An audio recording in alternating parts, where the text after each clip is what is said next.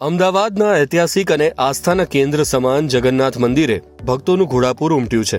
ત્યારે રાજ્યના નાયબ મુખ્યમંત્રી હર્ષભાઈ સંઘવીએ આજે ભગવાન જગન્નાથજીના ચરણોમાં શીશ ઝુકાવ્યું હતું.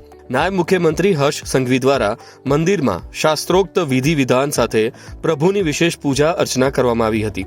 તેમણે ભગવાન જગન્નાથ, ભાઈ બલભદ્ર અને બહેન સુભદ્રાજીના દર્શન કરી રાજ્યની જનતાની સુખ, શાંતિ અને સમૃદ્ધિ માટે પ્રાર્થના કરી હતી.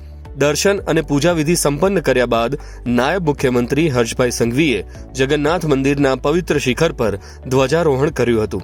મંદિરના મકાન પર નૂતન ધ્વજાજી ચઢાવવાની આ ધાર્મિક પરંપરા ખૂબ જ મહત્વપૂર્ણ માનવામાં આવે છે. આ મંગલમય અવસરે સમગ્ર મંદિર પરિસર જય જગન્નાથના ગગનભેદી નાદ અને જયઘોષ સાથે ગુંજી ઉઠ્યું હતું. ઉપસ્થિત હજારો ભક્તો પણ પ્રભુની ભક્તિના રંગમાં રંગાયેલા જોવા મળ્યા હતા અને વાતાવરણ એકદમ પવિત્ર બની ગયું હતું.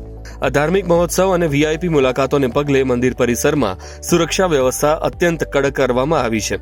અમદાવાદના નવનિયુક્ત પોલીસ કમિશનર અનુપમસિંહ ગહેલોત પણ જગન્નાથ મંદિર પહોંચ્યા હતા. કમિશનરે જગન્નાથ મંદિરની મુલાકાત લઈને સુરક્ષા બંદોબસ્તની જાતે સમીક્ષા કરી હતી.